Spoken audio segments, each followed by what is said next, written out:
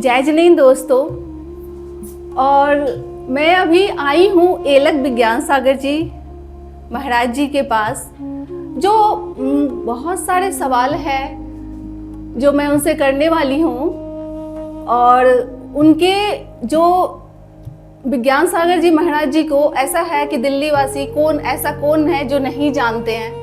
हर किसी के लिए ये हर समस्याओं का समाधान, हर पूजा से जुड़ी हुई या बहुत सारे सेवा धर्म त्याग और ये सारे कुछ, इनसे आप हर समस्या का समाधान लेके यहाँ पे आते हैं। कौन है एलक विज्ञान सागर जी महाराज, क्यों ग्रह त्याग कर बने जैन साधु? तो ये सवाल है कि क्यों, ऐसा क्या है जो इन्होंने अपना घर त्याग कर साधु, जैन साधु क्यों बने? जय जिनेंद्र गुरुदेव, आपसे एक छोटा सा सवाल है मेरा। तो ये कई लोगों का कहना है कि ये जो आपने जो ग्रस्त त्यागा, एलक विज्ञान सागर जी महाराज जी ने ग्रस्त त्याग के जैन साधु बने। ऐसा क्या था जो आपने ग्रस्त त्याग दिया और जैन साधु क्यों बने? परमात्मा को पाने के लिए कुछ ना कुछ करना पड़ता है, क्योंकि किए बिना कुछ भी नहीं होता। कुछ पाने के लिए कुछ खोना नहीं पड़ता है, कुछ पाने के लिए कुछ करना पड़ता है। जैन धर्म त्याग की प्रतिमूर्ति है, अहिंसा का मार्ग है। हमारे पूज्य गुरुदेव आचार्य श्री बसुनंद जी महाराज, जिन्होंने हमें मोक्ष मार्ग पर लाए।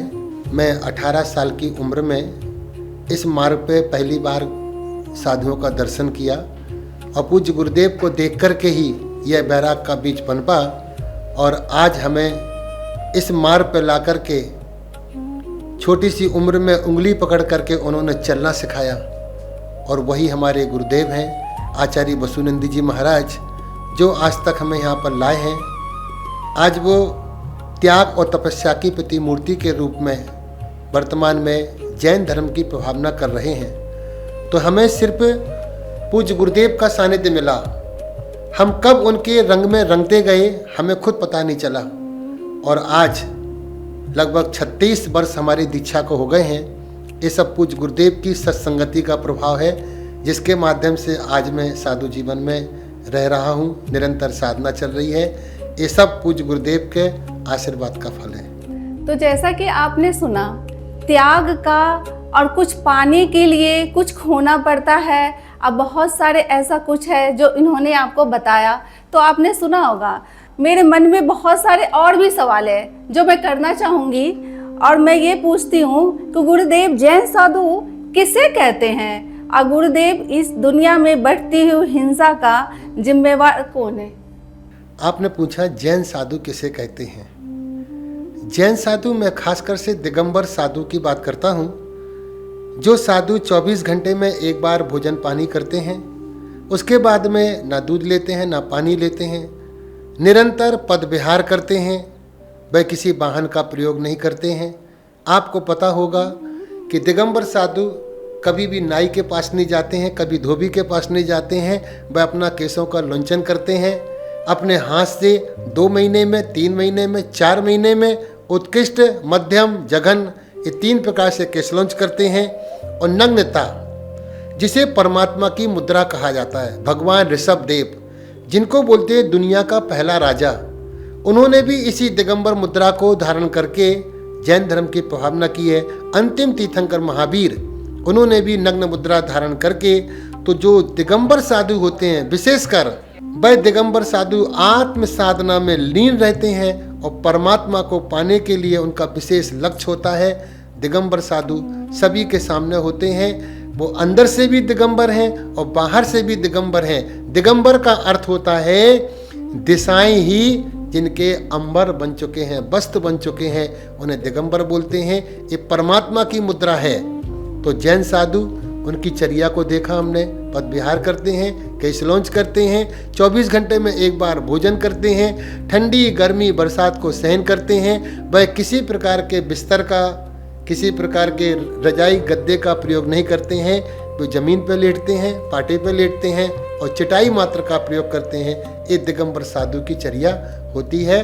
और आज हम वर्तमान में देखते हैं लगभग 1500 के लगभग हमारे साधु विचरण कर रहे हैं और उसमें विशेषकर से पूज्य आचार्य श्री विद्यासागर जी महाराज, जिनका नाम आज हम दुनिया में देखते हैं, उनकी प्रतिमूर्ति आचार्य समय सागर महाराज जी, पूज्य गुरुदेव आचार्य वसुनंदी महाराज जी, और भी आचार्य हैं, दिगंबर साधु हैं, वे निरंतर धर्म की भावना कर रहे हैं। तो जैसा कि सुना आपने कि गुरुदेव जी ने ये बताया कि जैन साधु इतने त्याग करते हैं, ऐसा नहीं है कि हर किसी को ये त्याग हर कोई नहीं कर सकता।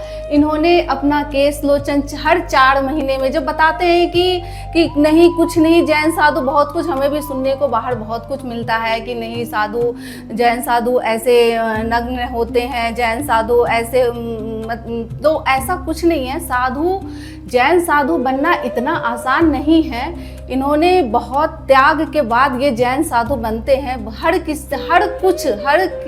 कुछ एक बार खाना, एक बार पानी पीना हर किसी के बस की बात नहीं है, ये जैन साधु ही कर सकते हैं। तो गुरुदेव जी से मेरा दूसरा सवाल है कि दुनिया में बढ़ती हुई हिंसा का जिम्मेवार कौन है? क्या धर्म हिंसा का समर्थन करता है?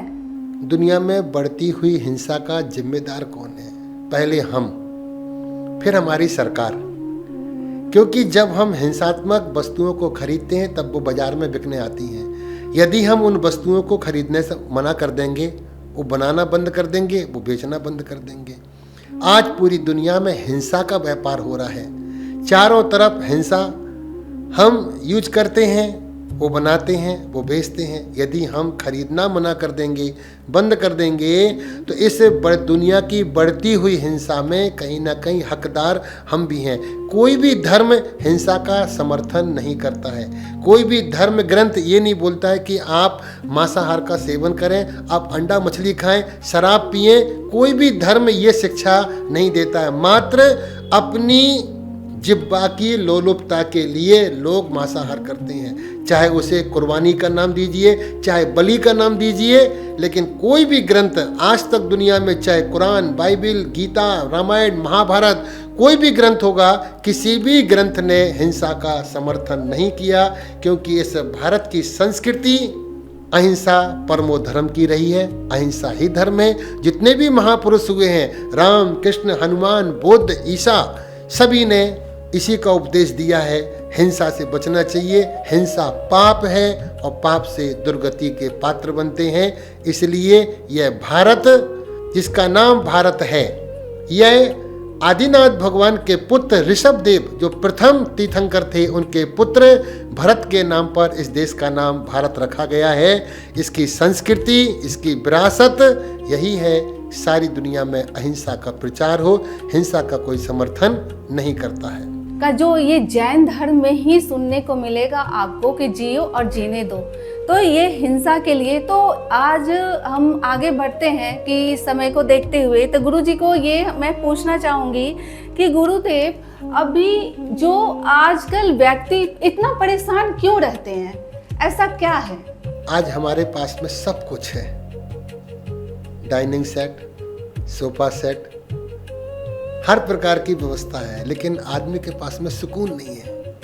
वह सुकून की जिंदगी नहीं जी पा रहा, इसलिए वह अपने आप से परेशान रहता है। आज वर्तमान में देखते हैं भाईचारा घट रहा है, सिर्फ चारा बन रहा है। आपसी में देखते हैं भाई तो जिंदा है मगर भाईचारा मर चुका है। यदि इस व्यक्ति अपने आप के दुख से परेशान नहीं है, वह व्यक्ति परेशान है दूसरों के सुख से। उसको सुख क्यों मिल रहा है, हमें दुख क्यों मिला, इसकी चिंता नहीं उसके लिए। हर किसी से वो कंपेयर करना चाहता है, हर किसी से बराबरी करना चाहता है, लेकिन कोई बराबरी किसी की नहीं कर पाया। राम राम थे, कृष्ण कृष्ण थे, महावीर महावीर थे, बुद्ध बुद्ध थे, कोई किसी की बराबरी नहीं कर सकता है। और व्यक्ति जब अपने आप को देखेगा, हमारे पास जो है, आज व्यक्ति के पास में 99 रुपये हैं, वह उसका सुख नहीं भोग रहा है। वो कहता है कि 100 रुपये कब पूरे हो जाए। वो 1 रुपये के लिए अपना सुकून, अपनी शांति, अपना सुख सब कुछ बेचने तैयार है। वो 1 रुपया ना उसका कभी पूरा होता है, ना उसके 100 रुपये पूरे होते हैं। वो उसी चिंता में लगा रहता है। जहाँ चिंता होती है वहाँ मनुष्य के सारे सुख समाप्त हो जाते हैं। इसलिए हमारे पास जो कुछ है, जो प्राप्त है, वही पर्याप्त है। यही जीवन का सार है। तो गुरुदेव ने कहा कि जो प्राप्त है वही पर्याप्त है। तो ये चीज़ हमें बहुत कुछ ऐसा है कि हमें जानने को, समझने को, ये चीज़ समझते। आजकल समाज में ऐसा कुछ नहीं है कि हर किसी को देख के कि उसके पास ये है, मेरे पास क्यों नहीं। एक दूसरे को देख के इतनी जेलस, इतनी भावना है। तो ये गुरुदेव का कहना है कि नहीं, जो हमारे पास है उसमें ही संतुष्ट रहो, और किसी और को देख के आप अपने मन को इतना विचलित करोगे तो ये ऐसा नहीं होगा। तो गुरुदेव से मुझे ये है पूछना है कि धन कमाने में इतनी परेशानी क्यों आ रही है गुरुदेव? आजकल इतनी परेशानी आ रही है धन कमाने में, ऐसा क्या है? सारी दुनिया धन के लिए परेशान है, क्योंकि आज मंदिर से लेके मस्जिद तक और चर्च से लेके गुरुद्वारे तक भीड़ लगी है लोगों की। चाहे वो लक्ष्मी जी की आराधना हो, चाहे वो अन्य देवी देवताओं की आराधना हो, चाहे मंत्रों के माध्यम से, चाहे जाप के माध्यम से, चाहे तीर्थ यात्रा के माध्यम से, हर व्यक्ति धनवान बनना चाहता है। जोड़ने की लालसा कल भी खराब थी, आज भी खराब है। जीवन बहुत सुंदर चल रहा है। धन ना मेहनत से आता है और ना आपके पुण्य से आता है। तो फिर धन आता कैसा है? व्यक्ति मेहनत भी कर रहा है, व्यक्ति धर्म भी कर रहा है, पुण्य भी कर रहा है, तो धन आता है अपनी चालाकी से, अपनी कुशलता से। आप में यदि कुशलता है तो आप वही चीज को 2 रुपए की चीज को 5 रुपए में बेच देंगे। यदि कुशलता नहीं है तो आप 5 रुपए की चीज 2 रुपए में नहीं बेच पाएंगे। कुशलता। दूसरा बोलते हैं आमदनी से ज्यादा खर्चा। व्यक्ति की जितनी आमदनी है उससे ज़्यादा वो खर्चा कर रहा है। आज वर्तमान में क्या हो रहा है? वर्तमान में ये हो रहा है, अमीर व्यक्ति सोना खरीद रहा है, गरीब व्यक्ति किस्तों पे मोबाइल खरीद रहा है। अमीर व्यक्ति जमीन खरीद रहा है और गरीब व्यक्ति छोटी छोटी चीज़ों में, छोटे छोटे खर्चों में। आज मजदूर 1,000 रुपये कमाता है, वो 200 रुपये की शराब पी लेता है, 200-400 रुपये का राशन लगा लेता है, यहाँ वहाँ दे देता है। और आज हर व्यक्ति बहुत जल्दी अमीर बनना चाहता है, इसलिए उसके पास में पैसा नहीं है और वो परेशानी देख रहा है। पैसों को सही जगह लगाना, यही हमारी कुशलता है, तभी हमारा पैसा बढ़ता है।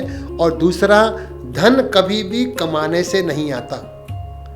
यदि आपको अमीर बनना है तो पैसे कमा के आप कभी भी अमीर नहीं बन सकते हैं, बल्कि आप पैसे को जोड़ करके अमीर बनते हैं।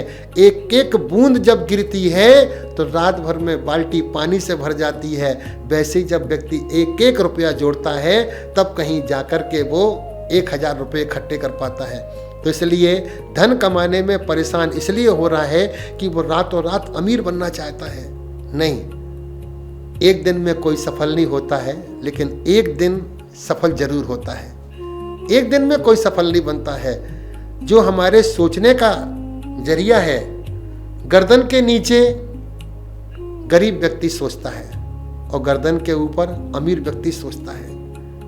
ये पेट के लिए, कंधे के लिए, पीठ के लिए, हाथों से मेहनत कर रहा, पैरों से चल रहा है, ये सब गरीब व्यक्तियों के लक्षण है। क्योंकि जो अमीर होता है वह समय लेकर के चलता है, प्लान लेकर के चलता है और अपने लक्ष्य को लेकर के चलता है। आज जितनी बड़ी बड़ी बिल्डिंग बनती हैं वो 10-10 साल का समय लेते हैं, लेकिन आज का गरीब व्यक्ति तुरंत ही अमीर बनना चाहता है, रातों रात अमीर बनना चाहता है। इसलिए उसको नींद नहीं आती है और वो बेचैन रहता है। जो हमारे पास में है वह उसको भी खो देता है। इसलिए धन कमाना बहुत आसान है।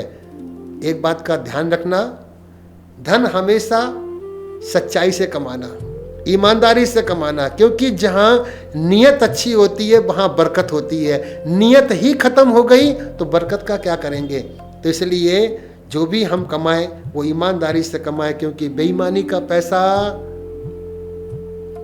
का पैसा या तो पुलिस वाला ले जाएगा, या वकील ले जाएगा, या डॉक्टर ले जाएगा। सफ़ेद कोट वाला, काला कोट वाला, खाकी कोट वाला वो तुमसे ले जाएगा। यदि आपने ईमानदारी से पैसा कमाया है तो उसे कोई छीन नहीं सकता है। ईमानदारी से कमाएंगे, धन अपने आप बढ़ेगा और आपको परेशानी नहीं आएगी।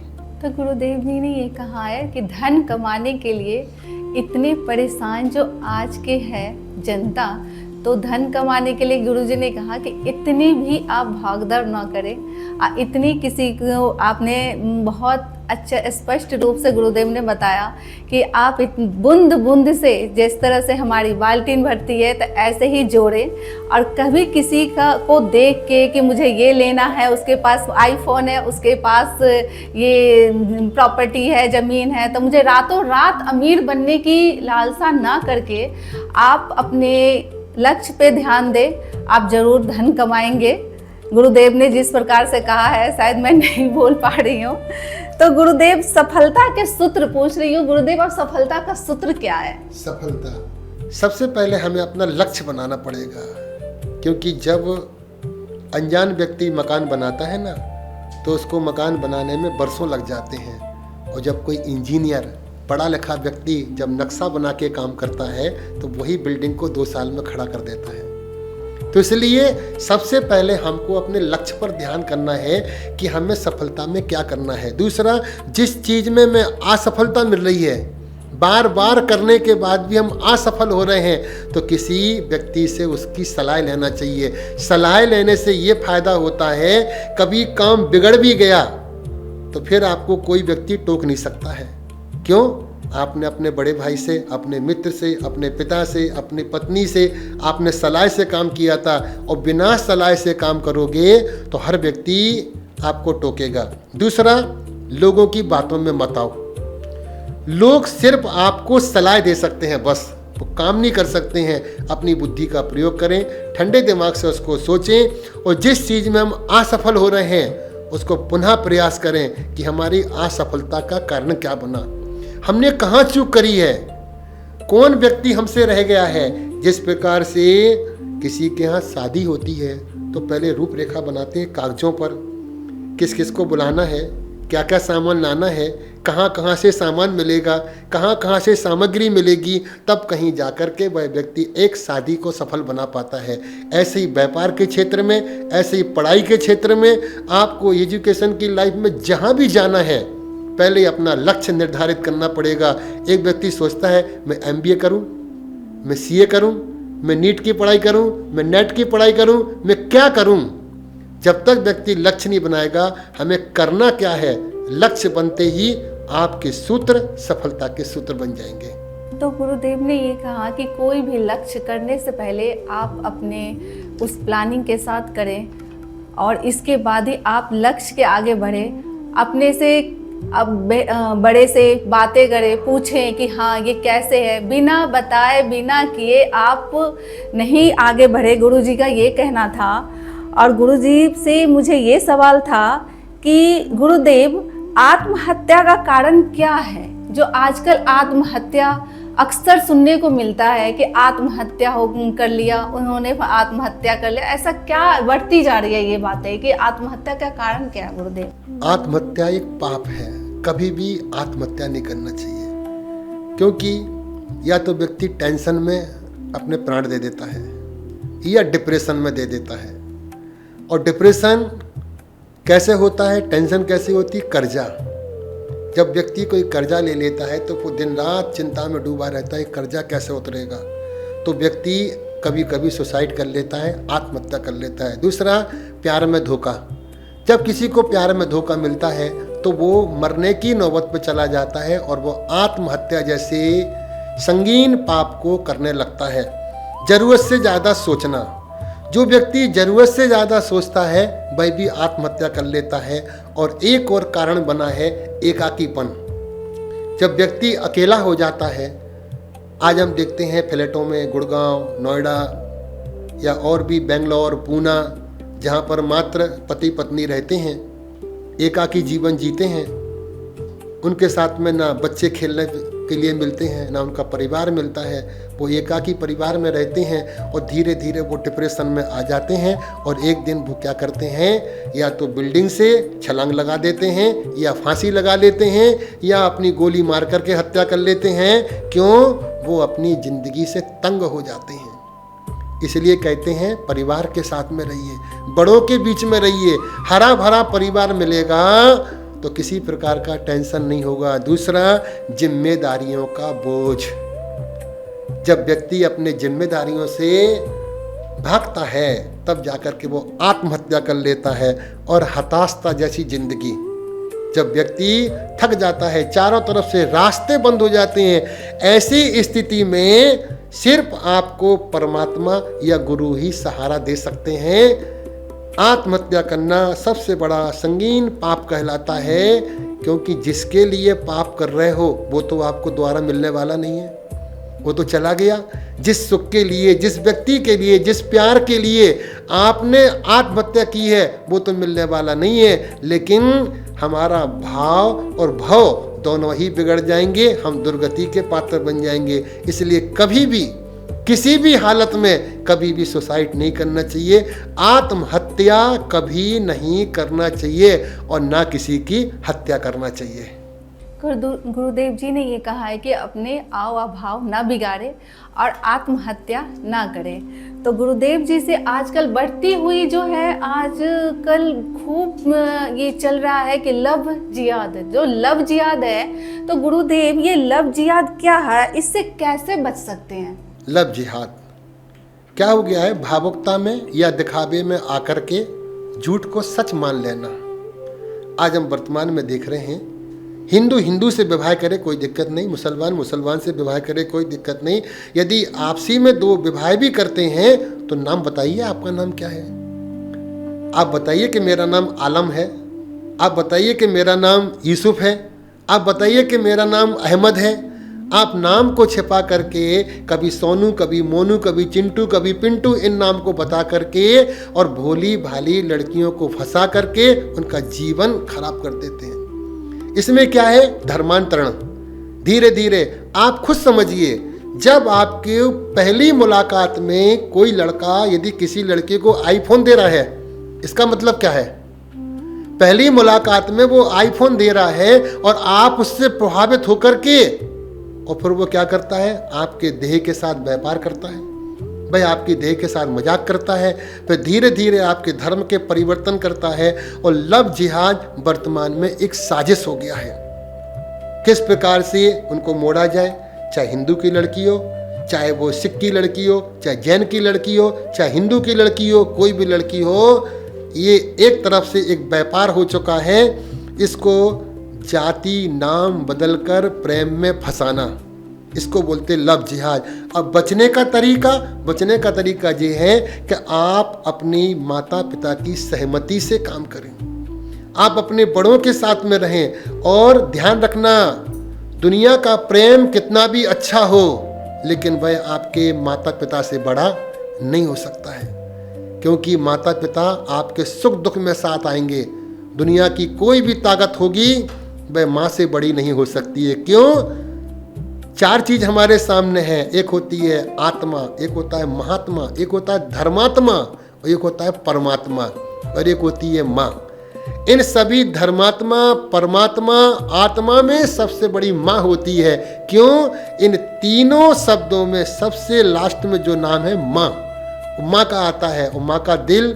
और कभी भी ऐसा कदम नहीं उठाना चाहिए और सोचना चाहिए, जिन माँ बाप ने हमें 25 साल तक पाल पोस करके बड़ा किया, हम मात्र 1 महीने में दूसरे के हो जाते हैं। हम किसके घर में जा रहे हैं हमें कोई जानता भी नहीं है, और वह धीरे धीरे उन्हें लड़कियों को इस हालत में छोड़ देते हैं कि वो दर दर की ठोकरें और वो दर दर मरने को तैयार हो जाती हैं धर्म परिवर्तन करके। कभी भी लव जिहाद जैसे शब्द हमारी भारतीय संस्कृति में नहीं है। विवाह जहाँ पर 7 जन्मों का रिश्ता बांधने की बात की जाती है, वहाँ पर एक लव जिहाद जैसा अभिशाप हमारी समाज में, हमारे देश में पनप रहा है। इससे सावधान रहना चाहिए, चाहे वो लड़की हो चाहे वो लड़का हो, दोनों के साथ हो सकता है। इसलिए लव जिहाद भारत की पावन मिट्टी पर एक कलंक शब्द है, इस कलंक से सभी को बचना चाहिए। गुरुदेव जी का कहना है कि आप करो, लव करो, जैसे शादी कर रहे हो अपने धर्म में करो, और ये जो हिंदू और ये मुस्लिम लड़कियां हिंदू मुस्लिम के यहाँ जा रही है, मुस्लिम हिंदू के लिए, ये ऐसा ना करके अपने ही धर्म में रहें और अपने धर्म से जुड़े रहें और माँ बाप के कहने के अनुसार ही चले। तो गुरुदेव का आगे मैं बढ़ती हूँ कि गुरुदेव जी अभी जो मदर्स डे और फादर्स डे का चलन है, ये मदर्स डे और फादर डे मनाना चाहिए? ये देखिए, ये शब्द आए कहाँ से? भारतीय संस्कृति में ना मदर डे है ना फादर डे है। ये सब कॉन्वेंट स्कूलों के माध्यम से आया है। एक व्यक्ति हुआ जिसका नाम था मैकोलिक। मैकोलिक ने सबसे पहले कॉन्वेंट स्कूल खोले। यह यूरोप से पनपा हुआ शब्द है। वहाँ पर क्या होते हैं, लोग अपने माता पिता को अनाथ आश्रम में आकर के छोड़ जाते हैं। फिर एक दिन निश्चित किया जाता है कि उनसे मिलने का मदर डे नाम रख दिया। तो एक साल में वो अपने माता पिता से father day, sister day, brother day हैं, और धीरे धीरे ये डे बनते जाते हैं। और इसका मतलब होता है वह अपने माता पिता से साल में एक बार मिलने जाते हैं। ये भारत की भूमि पर अनाथ आश्रम जैसे, वृद्ध आश्रम जैसे अभिशापित शब्द हैं। कभी भी अपने माँ बाप को अनाथ आश्रम में नहीं छोड़ना, क्योंकि वो धरती के देवता हैं जिन्होंने हमें जन्म देकर के बहुत बड़ा परोपकार किया। क्योंकि माँ बाप की गोद को पाने के लिए साक्षात भगवान को भी धरती पर आने पड़ता है, तब उन्हें माँ बाप की गोद मिलती है। इसलिए ये फादर डे, मदर डे भारतीय संस्कृति में, भारत की भूमि पर ये अभिशापित शब्द हैं। विदेशों में माँ बाप को छोड़ दिया जाता है। ये इसका पति है, ये इसकी वाइफ है, वहाँ वाइफ और हस्बैंड चलते रहते हैं। तो ये साल में एक बार वहाँ जाते हैं। लेकिन ये तो भारत है, भारत में तो माता पिता को भगवान का दर्जा दिया जाता है, भगवान की तरह पूजा जाता है। हमने भगवान को नहीं देखा, लेकिन भगवान के रूप में हमने अपने माँ बाप को जरूर देखा है। यही भगवान की प्रतिमूर्ति है। हमें तो 24 घंटे अपने माँ बाप को मानना चाहिए, उनकी विनय पूजा करना चाहिए। ये मदर डे, फादर डे ये यूरोप से आए हुए शब्द हैं, ये कभी नहीं मनाना चाहिए। ये हमारी भारतीय संस्कृति पे एक कुठाराघात है, इससे बचना चाहिए। न फादर डे, न सिस्टर डे, न ब्रदर डे, न मदर डे। हमें तो प्रतिदिन अपने माँ बाप को पूजना चाहिए।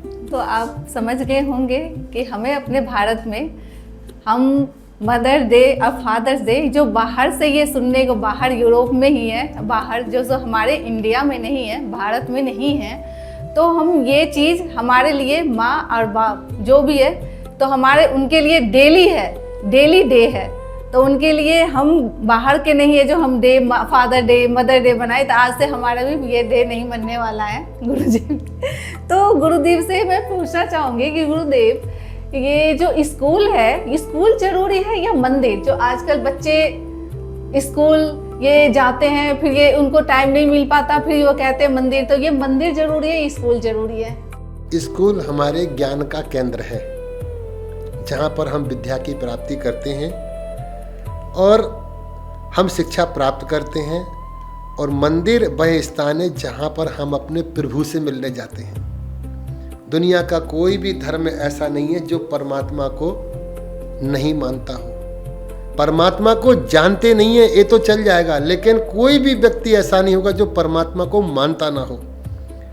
आज हम देखते हैं वर्तमान में स्कूल जो कभी सरस्वती का आलय था, विद्यालय थे जहाँ पर शिक्षा मिलती थी, लेकिन आज वर्तमान में हम देखते हैं व्यापार का साधन बन गया है। और तो और अब तो मंदिर भी व्यापार का साधन बन गया है। इसलिए ज्ञान के केंद्र के लिए स्कूल जरूरी है, और अपने प्रभु से मिलने के लिए जैसे हर व्यक्ति से मिलने का एक स्थान होता है, ऐसे ही भगवान से मिलने का जो स्थान होता है वो मंदिर होता है। मन के अंदर मंदिर जो मन के अंदर में होता है, और प्रभु का जो स्थान होता है वो कोई नहीं ले सकता है। इसलिए वर्तमान में यदि ज्ञान प्राप्त करना है तो स्कूल की ज़रूरत है, और भगवान से मिलना है तो मंदिर की ज़रूरत है। दोनों ही आवश्यक हैं। एक सिक्के के दो पहलू हैं।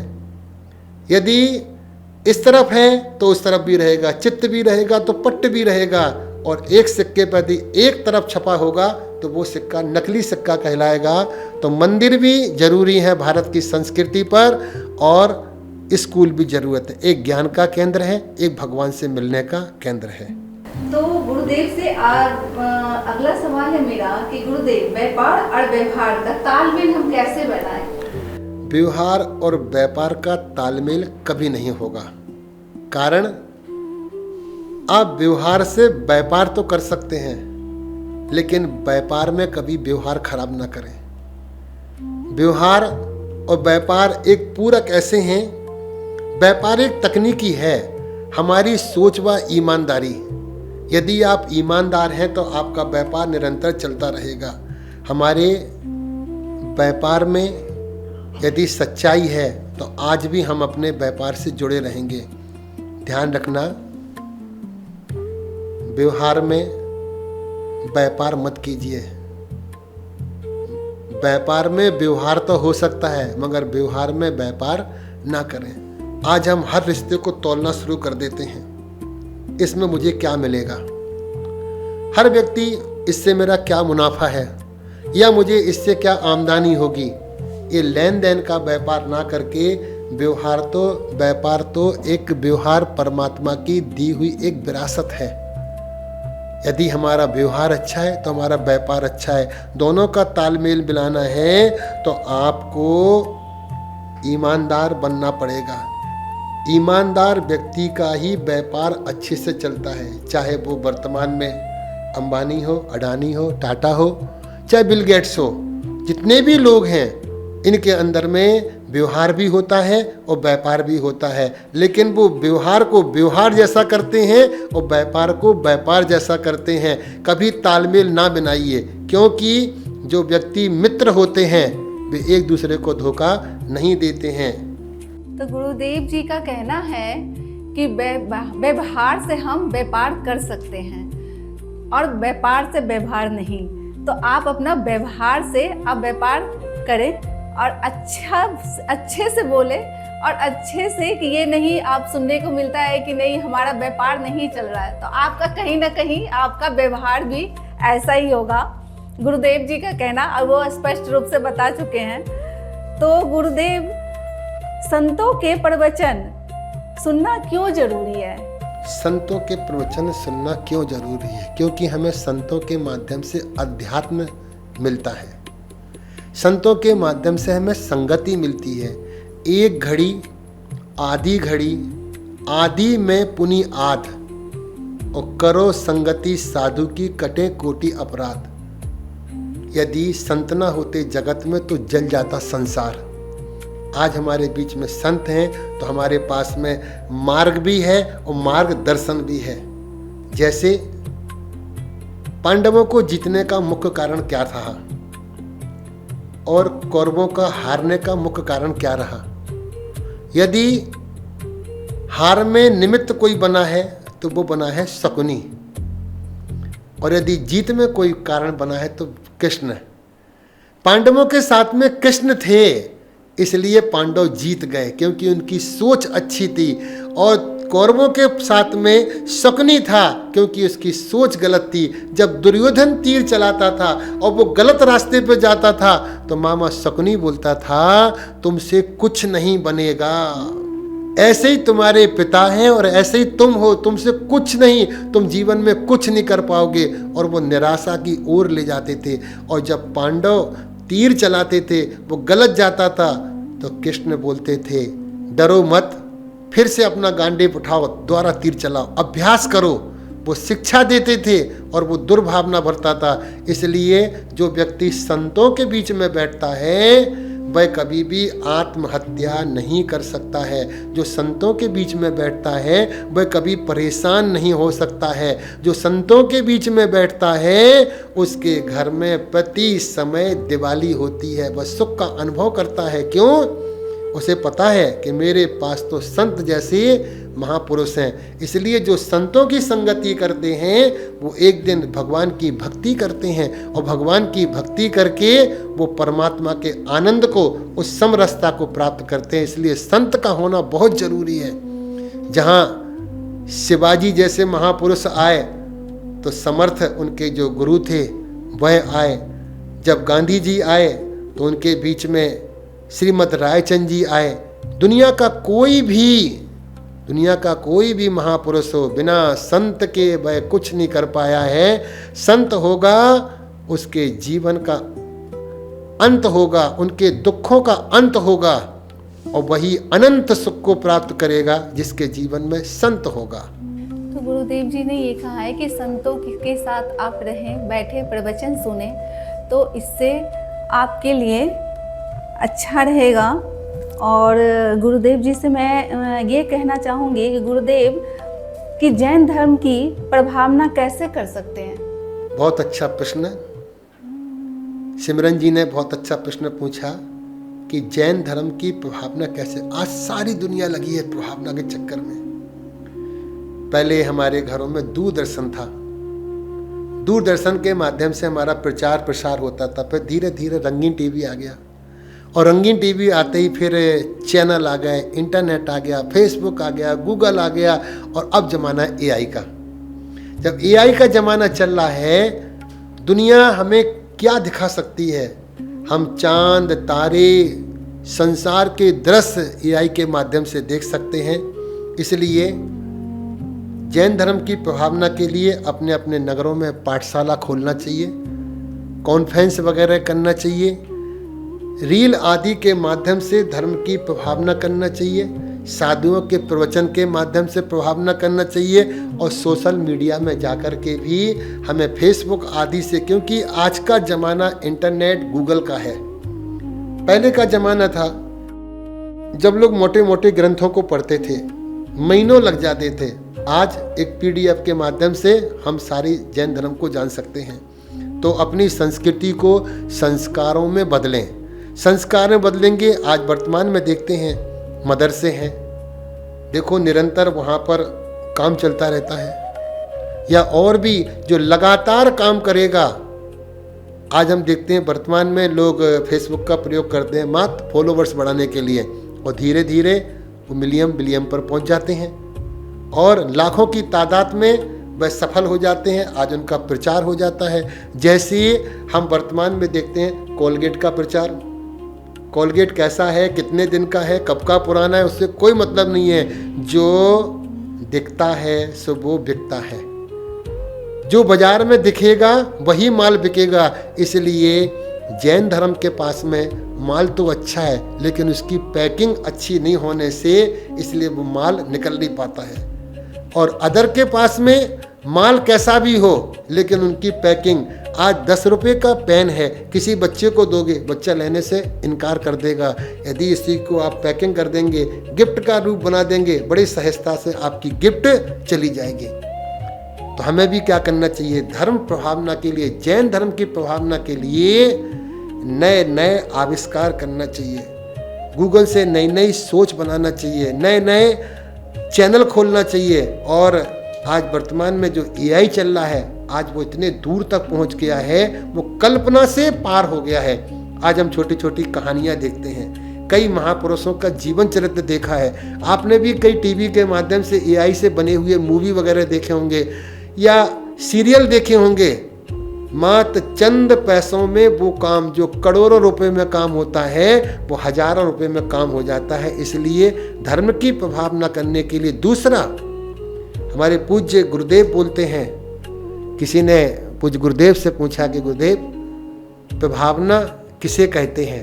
तो पूज्य गुरुदेव ने एक शब्द में उसको पूरा कर दिया, आप प्रभावना नहीं होना ही सबसे बड़ी प्रभावना है। आप प्रभावना नहीं होना, जिस कारण से हमारा नाश होता हो, धर्म का नाश आता हो, परिवार का नाश होता हो, ऐसा कोई काम ना करें, प्रभावना अपने आप होती रहेगी। तो गुरुदेव जी ने ये कहा कि अगर हम जैन धर्म की प्रभावना यूट्यूब से, फेसबुक से, आजकल इंटरनेट से हम आगे बढ़ा सकते हैं जैन धर्म की, और इसी से हम आगे बढ़ सकते हैं कि ऐसे अब पहले वाली कुछ ऐसा रहा नहीं कि पहले वाली बात है कि हम लिख के पढ़ के कुछ भी, आजकल नए नए तरीकों से हम जैन धर्म की प्रभावना कर सकते हैं। गुरुदेव, वर्तमान में संगठनों की सफलता कैसे बनाएं? संगठन, वर्तमान में शब्द बहुत अच्छा है। आज हम देखते हैं वर्तमान में 4 व्यक्ति इकट्ठे होते एक नया संगठन बन जाता है, एक ग्रुप बन जाता है, कुकुरमुत्ते की तरह। 4 व्यक्ति मिले, उठे, फुंदके और खत्म। कई व्यक्तियों का होता है 4-6 व्यक्ति मिलकर के अपना संगठन बना लिया जिसका कोई लक्ष्य नहीं है। संगठनों के माध्यम से सिर्फ नाम ना कमाएं, कुछ काम करें। आज वर्तमान में देखते हैं जीतो के माध्यम से, विश्व जैन संगठन के माध्यम से, या जैन मिलन के माध्यम से, जैन एकता मंच के माध्यम से, चाहे पुलक चेतना मंच के माध्यम से, हम देखते हैं वास्तविक धर्म की भावना हो रही है। आज वो व्यक्ति नाना प्रकार के काम कर रहे हैं, मात्र संगठन ही नहीं, आज व्यक्तियों ने उसको मजाक बना रखा है। मात्र अपने अहंकार की पुष्टि के लिए लोग संगठन बना रहे हैं।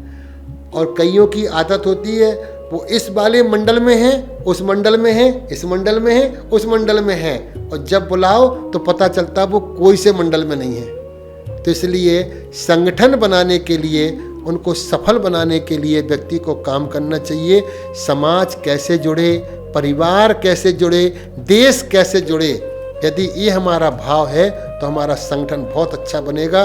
और निरंतर काम करते रहिए, लोग सम्मान दें या ना दें, क्योंकि 2 होते हैं, एक अधिकार होता है, एक कर्तव्य होता है।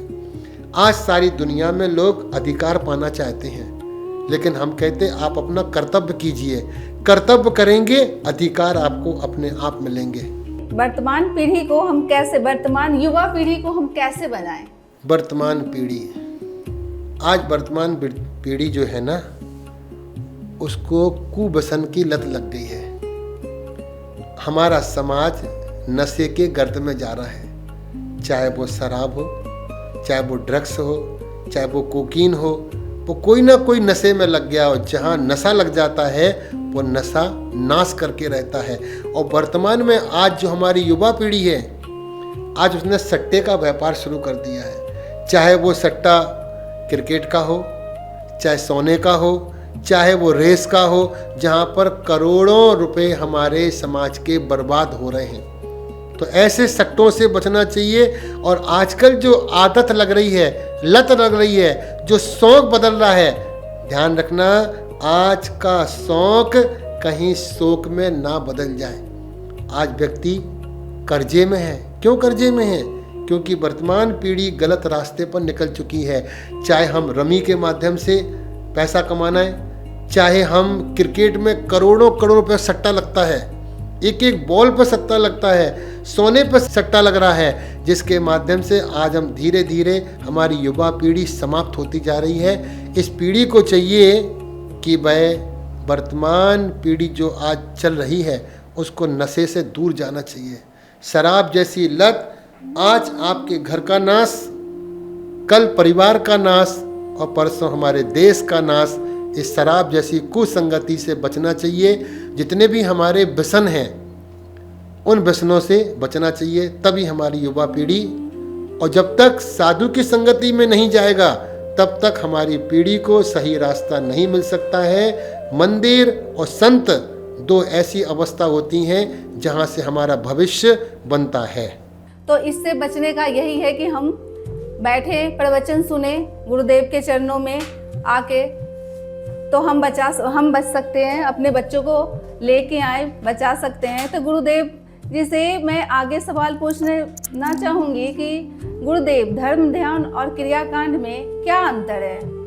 धर्म हम कहीं पर भी कर सकते हैं। चलते फिरते भगवान का नाम ले सकते हैं, चलते फिरते हम ईमानदार बन सकते हैं, चलते फिरते हम परोपकार कर सकते हैं।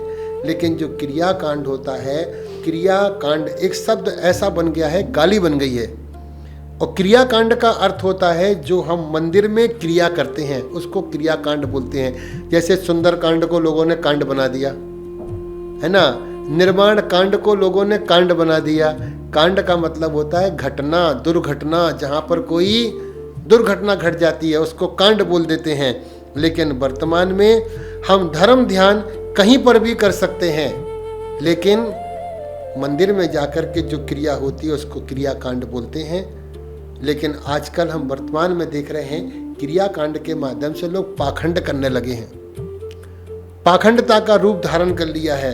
ये पाखंड से बचना चाहिए और लोगों को धर्म ध्यान करना चाहिए, क्योंकि धर्म ही वह नाव है जहाँ से ये संसारी प्राणी संसार को पार कर सकता है।